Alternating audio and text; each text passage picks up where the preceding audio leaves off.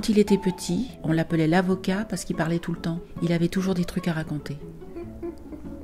Ça n'a pas changé d'ailleurs. Il aimait bien raconter des histoires.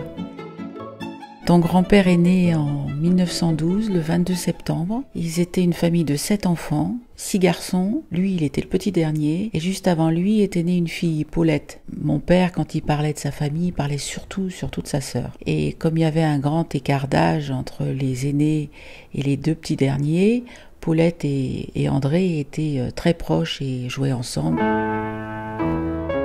Je sais que son père travaillait à la Banque de France, que sa maman ne travaillait pas, elle avait largement de quoi faire à la maison avec les enfants.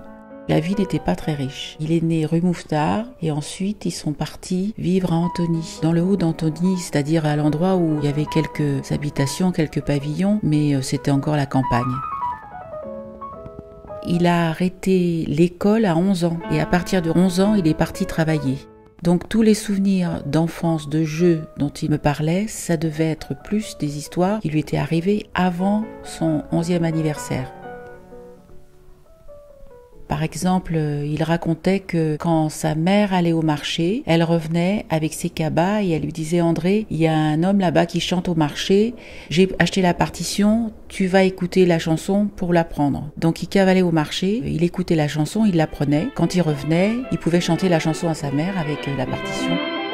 Les beaux dimanches de printemps, quand on allait à Robinson, danser sous les... Il racontait qu'il avait des copains et qu'il y avait un petit train, le petit Arpajonais, qui faisait le trajet depuis Arpajon jusqu'à Paris pour rapporter toute la récolte des maraîchers de la région. Et le petit train roulait très lentement et les gosses, dont papa, cavalaient derrière le petit train, sautaient dans les wagons, se laissaient transporter et puis ils sautaient du petit train en marche. Comme on s'aimait, et puis le soir, je me souviens. Il avait un grand frère qui était puisatier. Un jour, ils ont entendu la sirène se mettre en marche dans la ville d'Antony. Ils ont appris plus tard que c'était son grand frère qui avait été enseveli sous les décombres en creusant un puits.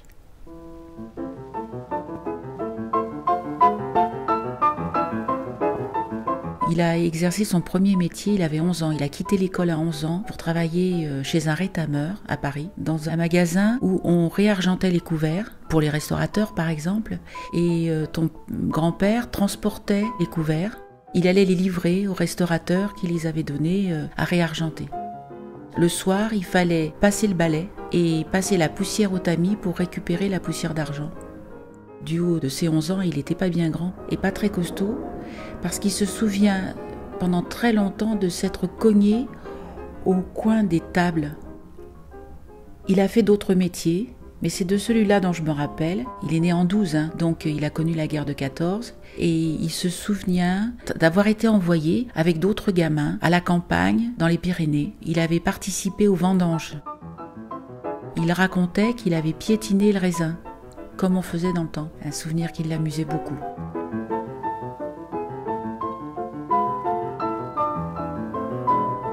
Il racontait que quand il était jeune homme et qu'il vivait encore chez sa maman, il travaillait toute la semaine, beaucoup, et puis le samedi soir, il s'autorisait quand même le droit de sortir. Il mangeait chez ses parents et il partait ensuite. Donc il allait chercher les copains, le copain était à table en train de manger, il n'avait pas fini le repas et la maman disait « T'as mangé, André ?» Et lui répondait « Non », paf, il se remettait à table. C'est-à-dire qu'il faisait régulièrement un deuxième repas le samedi soir chez un de ses potes. Cet appétit-là, il se l'est gardé longtemps, parce que j'ai d'autres anecdotes comme ça, où il arrivait de reprendre un deuxième plat ou un troisième. Il avait vraiment un bon appétit. Et ça ne se voyait pas physiquement, il est resté très mince pendant longtemps.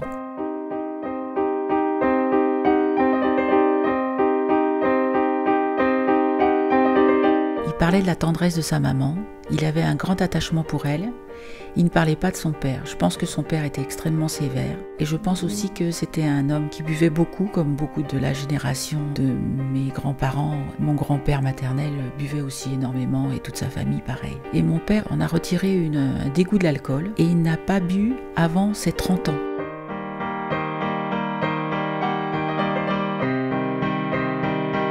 Il s'est marié, je ne connais pas le nom de sa première femme. Il a eu un petit garçon, ils sont allés habiter à la Butte Rouge, à Châtenay-Malabry.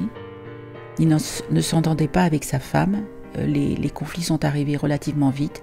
Le petit garçon, Robert, assistait aux disputes entre sa mère et son père. Et papa racontait qu'un jour, Robert s'est précipité vers son papa et il lui a dit « Mais papa, dis-lui, Vorson, dis-lui, puisqu'elle te dit Vorson, dis-lui, Vorson, elle te le demande. » Et quand papa est parti en Allemagne, Robert avait 3 ans.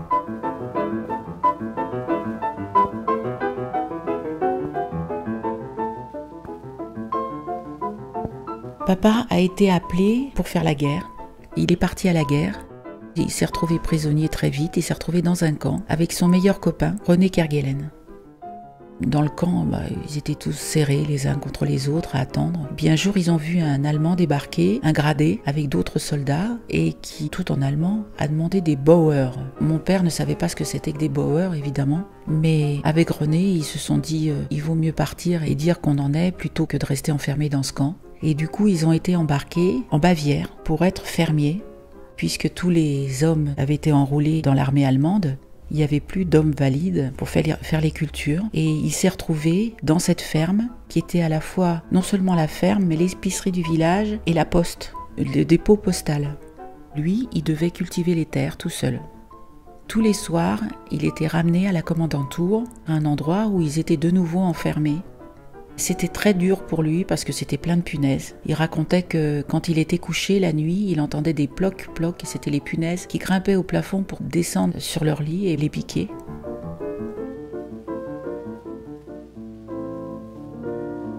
Le premier hiver, il a gardé ses vêtements de soldat, il n'a pas eu d'autres chaussures. Dans les 4 ou 5 mètres de neige qu'il y avait dans la campagne à ce moment-là, quand il avait à se déplacer, il marchait dans la neige, il était transit froid et il a vécu un premier hiver extrêmement difficile. Et puis après, les choses se sont améliorées pour lui parce que les gens ont bien vu qu'il était dur à la tâche. Et puis il n'y avait plus vraiment de surveillance à la commandanture, donc en fait les Français prisonniers qui jouaient leur rôle de fermiers se sont retrouvés logés dans les fermes elles-mêmes où ils travaillaient.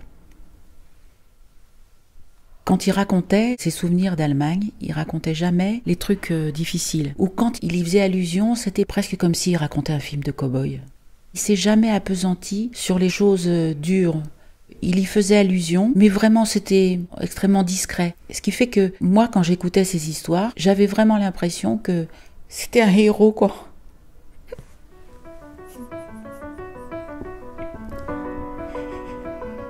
La connaissance de la nature, il l'avait acquise très tôt. Il adorait les animaux et il adorait en parler. À moi, petite fille, il racontait les animaux qui avaient partagé son quotidien quand il était prisonnier en Allemagne. En particulier un petit cheval d'une race de chevaux de petite taille, très vif, très intelligent. Mon père avait créé un lien avec lui. Quand il devait aller chercher le courrier à la ville, le cheval tirait le traîneau. Une fois, le traîneau est parti un peu vite, le cheval galopait un peu rapidement. Papa s'est retrouvé par terre, tombé dans la neige, et puis en fait, le petit cheval était revenu. Sentant que le cavalier n'était plus là, il était revenu le chercher. Papa avait toujours une petite gourmandise dans la poche, une petite poignée d'avoine, je pense.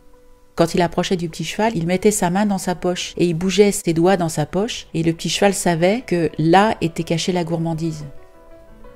Un jour, le petit cheval a été malade, je ne sais plus très bien ce qu'il a eu, mais il a fallu le confier au vétérinaire de l'armée pour le faire soigner. Et ça a duré une très longue période, peut-être plusieurs mois. Quand il est arrivé pour le récupérer, le gars lui a dit à papa « Tu vas pas le retrouver, tu vas pas le reconnaître parce que regarde, les écuries étaient immenses et il y avait un petit cheval identique dans chacun des box. » Et papa a dit « Non, t'inquiète pas, je vais le trouver. » Et il a avancé, et il avait sa main dans sa poche et il bougeait sa main dans sa poche. Et c'est le petit cheval qui a reconnu papa.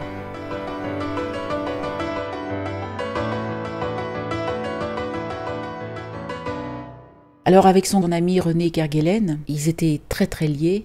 Ils travaillaient chacun dans une ferme différente, mais juste séparés par une petite route. Donc ils se faisaient des signes d'amitié, et ils étaient toujours très complices. Ils riaient beaucoup ensemble. Et un jour, René se plaignait qu'il avait mal à l'œil. Il avait l'œil irrité et mon père ne voyait rien. Puis à un moment donné, il a aperçu un petit quelque chose, il a essayé de l'attraper. Dans le coin de l'œil, une espèce de petite pointe, donc quelque chose qu'il a tiré tout doucement, comprenant que c'était ça qui gênait. Et en fait, c'était une espèce de grand poil de seigle qui était arrivé à se glisser derrière l'orbite.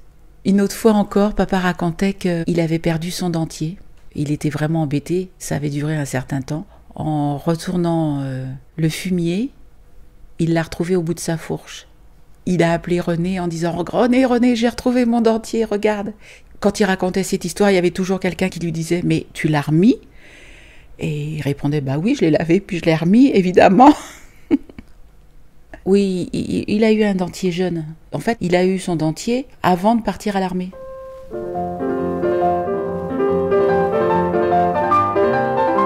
Il racontait que sa première année en Allemagne, il avait participé à la préparation du cochon. Le cochon hurlait comme un être humain. Il était énorme dans son enclos. On tuait le cochon, on le saignait et on préparait toute la charcuterie. Et lui, on le faisait bosser comme un forcené, mais on lui filait rien à manger. Et du coup, il attachait le bas de ses pantalons avec de la ficelle. Il avait troué ses poches et quand les gens ne le regardaient pas, il faisait glisser de la saucisse par ses poches et en fait, il chargeait son pantalon par les 2 poches le long de sa jambe avec des kilomètres de saucisse qui rapportaient à la commandanture.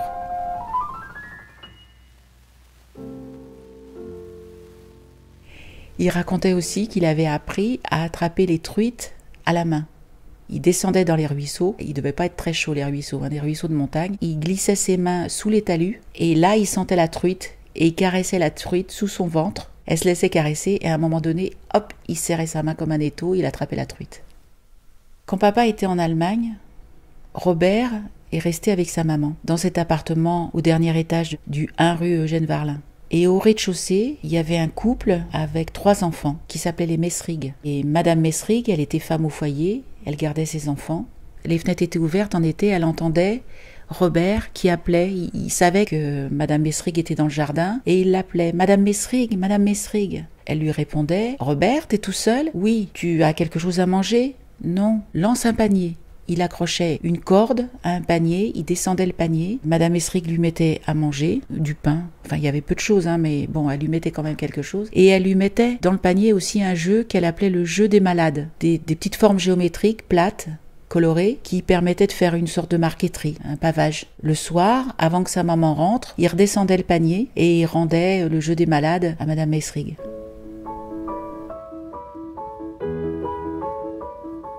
Quand papa était en Allemagne, un jour il a reçu un courrier d'un notaire français. Son père était mort, les fils voulaient vendre la maison de la maman. Mon père a refusé de signer parce que c'était le seul bien que sa mère avait et il refusait de laisser sa mère à la rue. Quand il est revenu en France, ses frères lui en ont toujours voulu.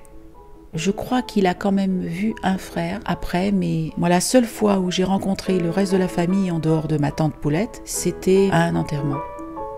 Quand il était prisonnier, un jour, il a trouvé un gars qui s'était caché, qui avait fui les camps, qui était mort de faim. Et mon père l'a caché, l'a nourri et l'a aidé à repartir. Quand la guerre a été terminée, un jour, ils se sont retrouvés.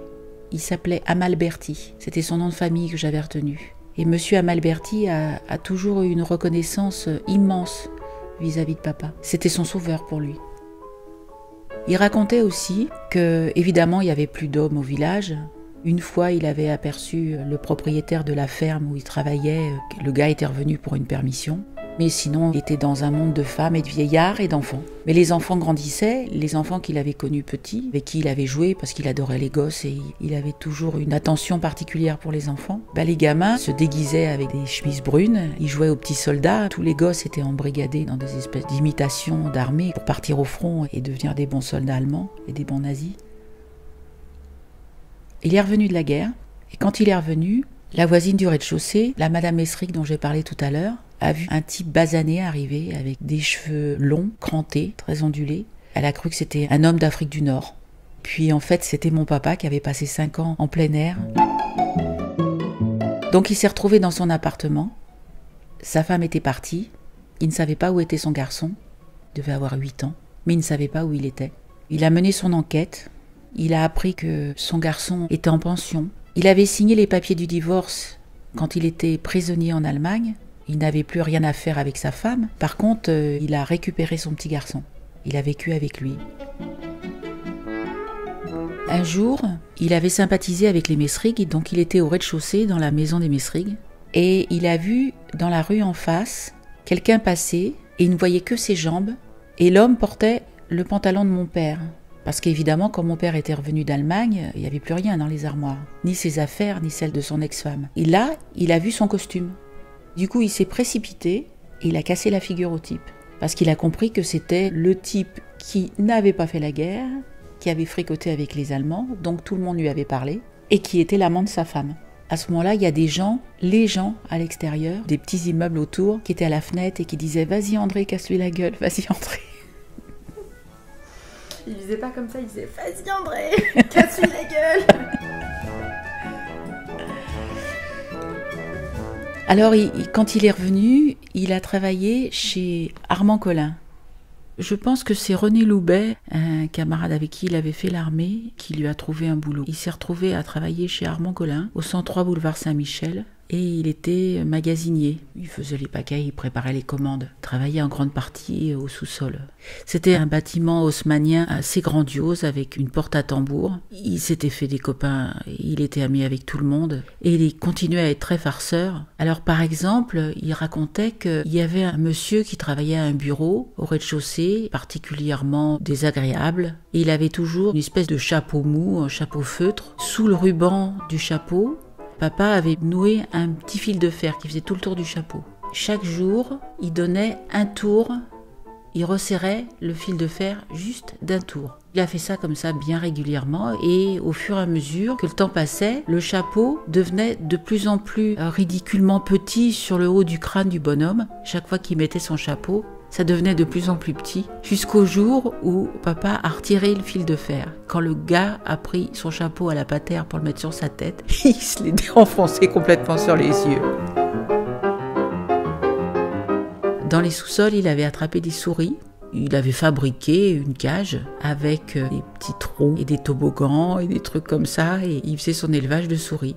Et puis il racontait aussi qu'il y avait des femmes dans les bureaux des secrétaires qui étaient particulièrement craintives. Il avait organisé une espèce de parcours effrayant dans le sous-sol. Il faisait des bruits bizarres, il agitait des cartes de squelettes qu'il avait récupérées, puisque la librairie Armand Collin vend des livres et du matériel scolaire. Les femmes poussaient des cris d'horreur en suivant le parcours que papa avait fait. Je crois qu'il s'amusait bien, il travaillait mais il s'amusait bien. Il travaillait beaucoup parce qu'il a toujours été très courageux, mais il adorait faire des farces.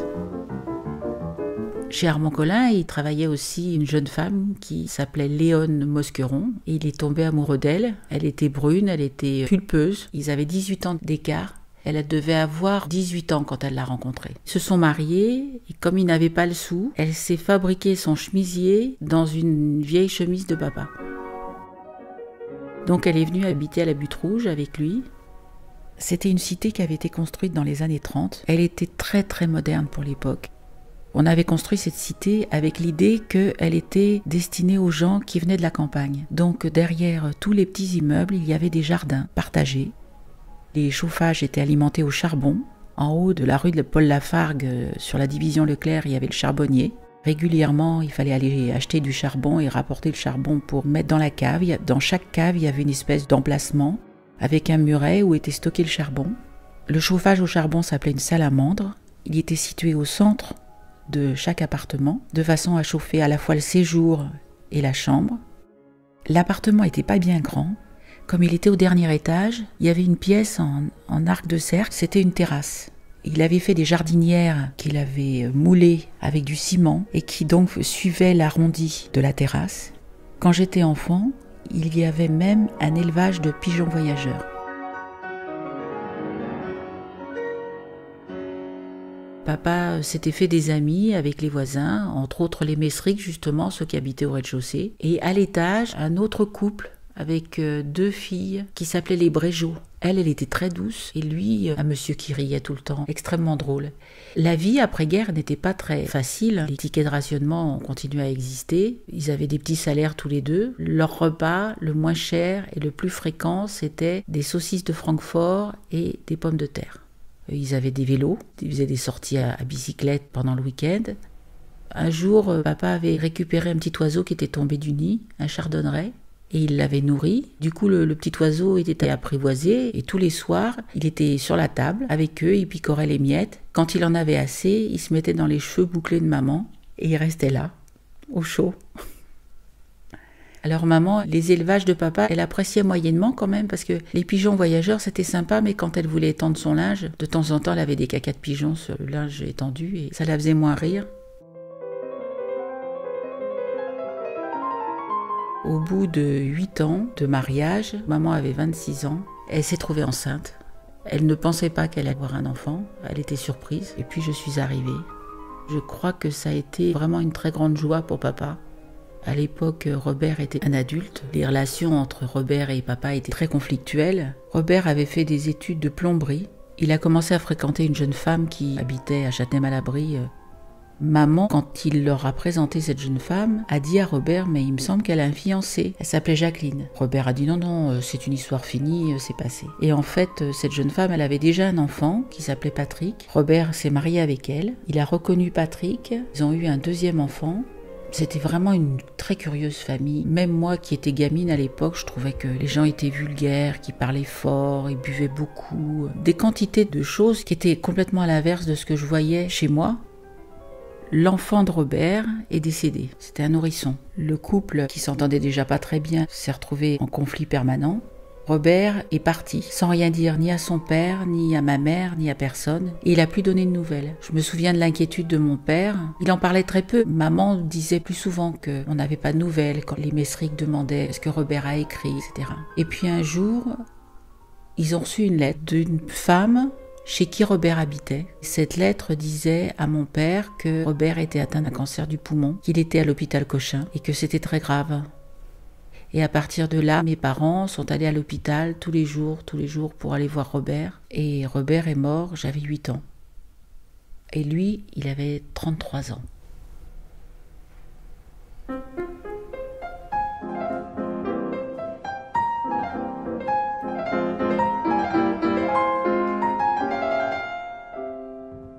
Ton grand-père, quand il était très jeune, il était vraiment extrêmement brun. Des beaux cheveux noirs, tout crantés, tout bouclés. Il était long, mince, musclé, mais élancé. Elle était ronde. Elle avait une belle poitrine, des hanches. Elle mettait toujours pour aller travailler des tailleurs, des jupes droites avec des gilets. Elle avait ses anneaux aux oreilles. Elle adorait les chaussures. Elle n'avait pas trop la possibilité de s'en acheter, mais elle aimait bien les chaussures à talons. Maman est née à Flins-sur-Seine. Quand maman est née, en 1930, c'était un village un peu perdu, quoi. Les gens du village, en fait, ils quittaient pas le village. Ils vivaient là, ils se mariaient là. Enfin, il y avait une vie, une manière de parler qui était uniquement de Flins. Il y a des expressions qui sont des expressions de ma grand-mère, que disait ma mère, et que je dis à mon tour. Et qui sont uniquement des expressions de Flins. Je les ai jamais entendues ailleurs. Par exemple, arrête de me suivre comme une tioute. Ça, c'était parce que les enfants, quand ils jouaient au petit train, ils s'accrochaient à la queue leu et ils faisaient tiou, tiou, tiou. Ensuite, il y avait qu'est-ce qu'on mange aujourd'hui? Des gnognottes, des crottes de chien avec des échalotes.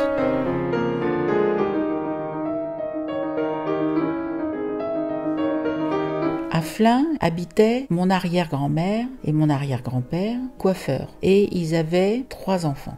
Le deuxième, c'était Émilien. Il avait fait la guerre de 14. Dans les tranchées, à un bombardement, il avait perdu un bras. Et en même temps, son meilleur ami a perdu une jambe. Il a porté son ami, avec lui son bras en moins, il l'a porté sur son épaule jusqu'au poste de secours pour essayer de le sauver. Quand il est arrivé, son ami était mort. Il était pâtissier avant-guerre. Après-guerre, il a travaillé dans les bureaux et il a rencontré René, une petite blondinette toute mignonne. Lui, c'était un bel homme baraqué avec des cheveux presque crépus. Moi, j'adorais leur demander de raconter comment ils s'étaient connus. Tata Renée. Et elle a raconté qu'elle était dans les bureaux avec ses copines. Son premier métier, c'était d'être modiste. Elle fabriquait des chapeaux. Et un jour, elle avait vu cet homme passer et elle avait dit « Oh, le beau gars !» Bon, ils s'étaient rencontrés, ils s'étaient fréquentés. Et un jour, il lui avait écrit une lettre en lui disant qu'il était amoureux d'elle, mais qui voulait pas que son handicap soit un poids pour elle et que du coup, il lui demandait sa main, mais qu'il comprendrait si elle n'acceptait pas. Et évidemment, elle a accepté. Ils sont partis vivre à Saint-Malo et mes premières vacances avec mes parents, c'était à Saint-Malo. Un jour, on a rencontré un cousin de ma mère, René Levasseur, et René a fait miroiter à papa un métier où là vraiment il allait très très bien gagner sa vie, etc., qu'il pouvait le recommander. Et en fait, c'était parce que René voulait arrêter ce boulot-là. Et ce qu'il lui avait pas dit, c'était tous les trucs durs qu'il y avait dans ce travail. Il lui avait raconté des histoires.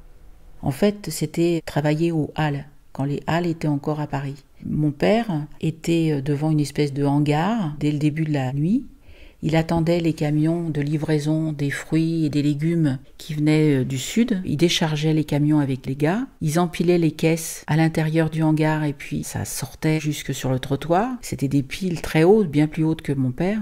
Ça durait toute la nuit. Et puis le lendemain matin, les primeurs de la région venaient acheter 10 cajots de pêche, 5 cajots de melon, etc., etc. Et ce que René n'avait pas dit à mon père, c'est qu'il y avait du vol tout le temps, toute la nuit. Et moi, je me souviens très bien de mon père, les premiers matins, quand il revenait, il était épuisé et en plus, il pleurait. Et c'est une des rares fois où j'ai vu papa pleurer parce qu'il s'était fait voler de la marchandise, mais d'une manière éhontée, c'était terrible. On lui volait des quantités de cajots de fruits, de légumes et il était complètement désemparé. Il s'attendait pas à ça. Il a compris que c'était comme à la guerre, qu'il fallait se battre. Alors il avait un air de bœuf qui était toujours pas loin, il surveillait. Je me souviens d'une fois où il racontait qu'il a vu sa pile de cajots qui descendait doucement parce qu'on tirait un cajot de la pile, un cajot du milieu et la pile descendait tout doucement. Et évidemment, il a fait le tour, il a surpris le gars, il l'a fait partir vite fait quand le gars a vu que papa avait un air de bœuf. Une autre fois, il a vu un couple de gens âgés qu'il voyait régulièrement. Chaque fois qu'ils avaient touché leur pension, ils passaient la nuit dehors et puis ils allaient boire. Voilà. Cette fois-là, il a vu qu'il y avait un gars qui les suivait et il est arrivé à temps avant que le gars ne tue les gens pour leur voler leur argent. Au Hall, c'était très fatigant. Et à un moment donné, il a dit qu'il fallait qu'il arrête, qu'il trouve un autre métier. Il a son copain, Roca. Lui, il pouvait le faire embaucher là où il travaillait, chez De Brosquès, une espèce de garage, un gars qui était propriétaire de bennes à ordures, qui assurait le ramassage des ordures dans plein de villes du coin. Roca était chef mécanicien. Ces bennes à ordures avaient très souvent besoin de réparation. Et du coup, il a fait embaucher papa. Sauf que papa, il n'était pas mécanicien. Et Roca a dit, t'inquiète pas, le chef il vient jamais, et puis de toute façon il y connaît rien, et puis moi je t'aiderai. Et mon père a appris le métier de mécanicien de bennes à ordures sur le tas. Et au départ, il travaillait au garage, il démontait les moteurs, il mettait des petits bouts de sparadrap de couleur ou des petites marques au crayon sur les pièces ou sur les fils pour les brancher de la bonne manière. De temps en temps, il appelait Roca pour vérifier le travail. Le chef ne s'est jamais aperçu que papa n'était pas mécanicien. Après, il partait en 2 chevaux, dépanner les camions, une 2 chevaux camionnette. Et un jour, il y a un gars qui a refusé la priorité. Papa s'est retrouvé accidenté dans sa 2 chevaux, la tête dans la vitre de la 2 chevaux. Il avait une espèce de casquette sur la tête, de casquette de mécanicien. Et il avait le sang qui coulait de dessous la casquette. Il a eu 17 points de suture. Mon père a eu des accidents incroyables. Mais ce qui était encore plus incroyable, c'est qu'il cicatrisait à une vitesse phénoménale.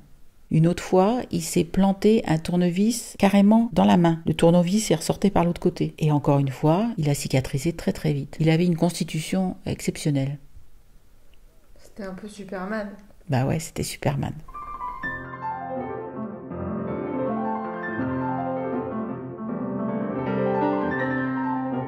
Au début de leur mariage, ils passaient des soirées complètes à faire des enveloppes, à écrire des adresses sur des enveloppes pour gagner un petit peu plus d'argent.